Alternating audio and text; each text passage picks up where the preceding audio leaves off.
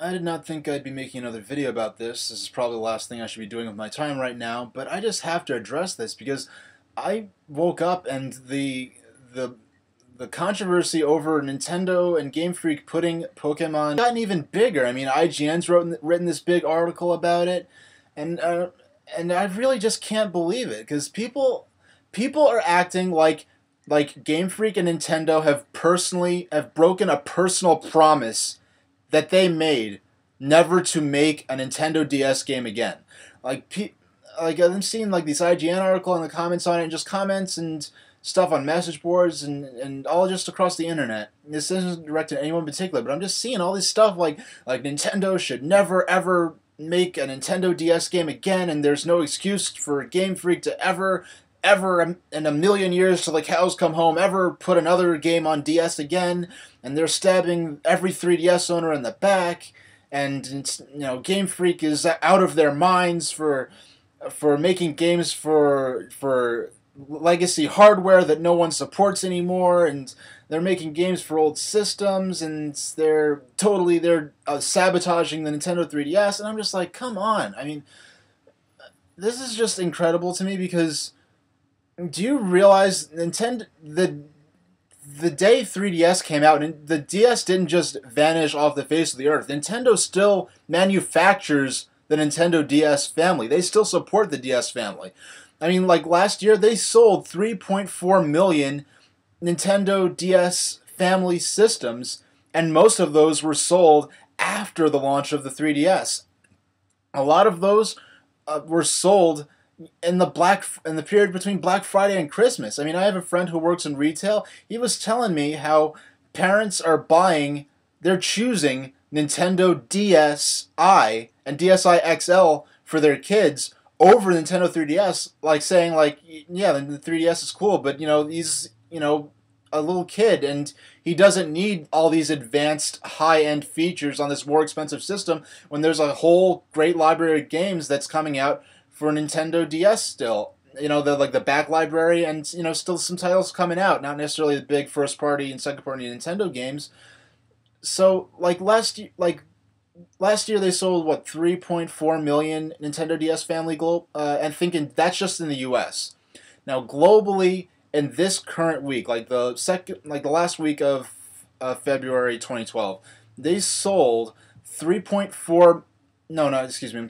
No, they not 3.4. They sold 350,000 Nintendo DS systems. That's DS Lite, DSi, DSi XL. They sold 350,000 of those globally in the last week.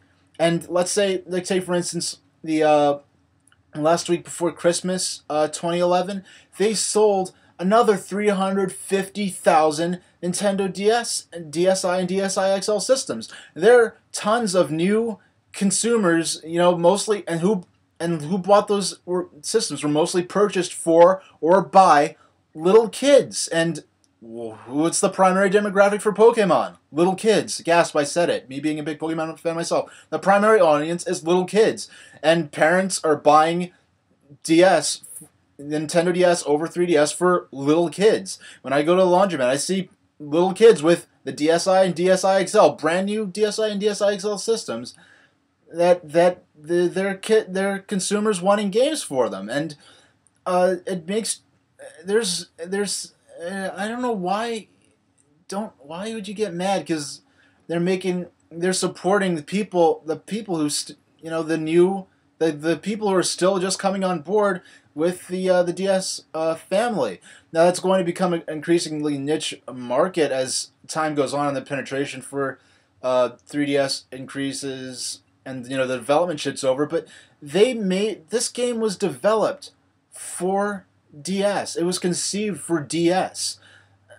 I mean, yeah, there's so much. There is a world of what the potential for a 3DS Pokemon game is just slapping some 3DS features onto a Nintendo DS game and putting that out there just to sell 3DS systems. I would consider that more of a betrayal to the intelligence and of the fans than supporting all these new consumers, 350,000 in the last week alone, who are just getting into DS, when and then it's fully playable on the 3DS.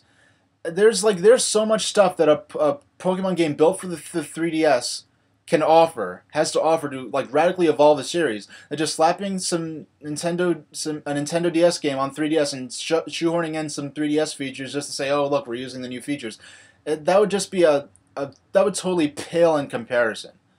All right, so that's my final word on the matter.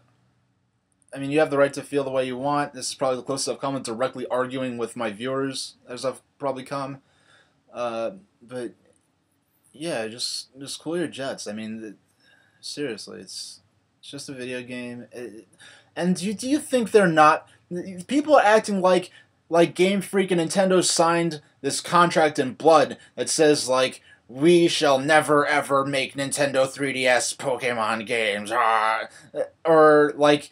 Or as though Nintendo and Game Freak made a covenant with every 3DS owner saying, we promise from the bottom of our hearts that we will make the sequel to Pokemon Black and White, which had, that wasn't even on the radar then. That the most people were expecting a third version, like a director's cut of stuff that basically should have been the original games anyway. And that would naturally be for DS. And acting like Nintendo promised that the next major Pokemon games would be for 3DS, and that's not the case. People saying Nintendo screwed me, Nintendo abandoned me. Come on, it's just silly. And when I disagree with, I'm not saying this just to agree with Nintendo. When I disagree with Nintendo, you won't hear the end of it. I can make a whole video about the news about the Binding of Isaac being rejected for 3DS that just came out today. Not that I basically support their decision, but it's there's controversy regarding that, and I can make a whole video about that. I don't have the time to do it right now. I probably don't have the time to make this video I'm making right now. So I'm just going to hush up and get back to work. So that's it about Pokemon Black and White 2 being on the DS. Thanks for watching.